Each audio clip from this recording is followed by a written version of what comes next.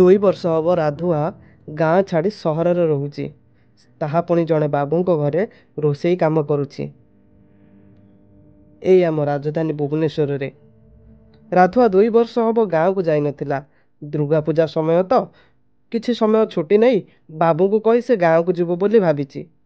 ଘରେ ଥିବା ସ୍ତ୍ରୀ 8 ବର୍ଷର କୁନା ବାପା ଘରକୁ ଆସୁଥିବା କଥା ଶୁଣି କୁନାର ଖୁସି କହିଲେ ନ ସରେ। କୁନା ମନରେ ଉଙ୍କି ମାରିଥିବା ପ୍ରଶ୍ନର ଉତ୍ତର ଆଜି ବାପା ସବୁ ଦେବେ। ଏତେ ଦିନ ପରେ ବାପା ଘରକୁ ଆସୁଛନ୍ତି, ଆଜି ବାପା ମୋତେ ଗପ କହିବେ। କୁନା ଏକଥା ଭାବିକି ବହୁତ ଖୁସି ହେଇଯାଇଛି। ଶୋଇବା ସମୟରେ କୁନା ବାପାଙ୍କୁ ପଚାରୁଛି, ବାପା ରାଜଧାନୀ କେମିତିକା?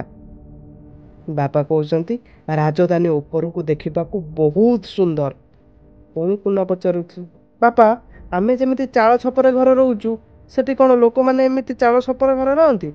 ବାପା କହୁଛନ୍ତି, ଆରେ ନାଇଁରେ କୁନା, ସେଠି ସେମାନେ ପା ବଡ଼ ଲୋକ। ବଡ଼ ବଡ଼ କୋଠା, ଏସି ଲଗା ଘର, କାଚ ଘର ଭିତରେ, ବିଲ୍ଡିଂ ଭିତରେ ରହନ୍ତି। ବାପା ଆମେ ଯେମିତି ଗାଁରେ ଚାଷ କରୁଛୁ, ସେମାନଙ୍କ ରାଜଧାନୀରେ ବାବୁମାନେ ସମସ୍ତେ ଚାଷ କରନ୍ତି? ଆରେ ନାଇଁରେ ପାଗଳା, ସେମାନେ ଚାଷ କାହିଁ କରିବେ? ସେମାନେ ଏସି ଲଗା ଘର ଭିତରେ କମ୍ପ୍ୟୁଟରରେ କାମ କରନ୍ତି। କୁନା ପୁଣି ପଚାରୁଛି, ବାପା ଆମ ଘରେ ଗୋଟେ ବଉଳା ଅଛି, ସେ ଆମକୁ କ୍ଷୀର ଦଉଛି। ସେଠି କ'ଣ ସହରୀ ବାବୁମାନେ ଆମ ପରିକା ବଉଳା ରଖନ୍ତି? ଆରେ ନାଇଁରେ କୁନା, ସେମାନେ ଆମ ପରିକା ବଉଳା କାହିଁ ରଖିବେ? ତାହେଲେ ବାପା କ'ଣ ରଖନ୍ତି? ବାପା କହୁଛନ୍ତି, ସେମାନେ କ'ଣ ଆମ ପରିକା ଗାଈ ଗୋବର ପୋଛି ପାରିବେ?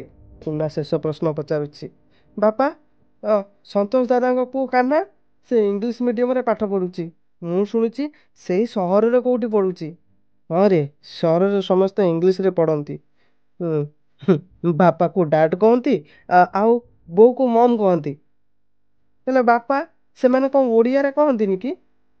ଆରେ ଓଡ଼ିଆରେ କହିଲେ ପରା ତାଙ୍କର ଷ୍ଟାଟସ୍ କମିଯିବ, ତାଙ୍କର ଇଜ୍ଜତ କମିଯିବ।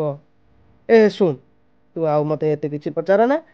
ପୁଣି ମୁଁ ତୋତେ କାଲି ଗପ କହିବି। ତୁ ଯା ଶୋଇପଡ଼, ବହୁତ ରାତି ହେଲାଣି।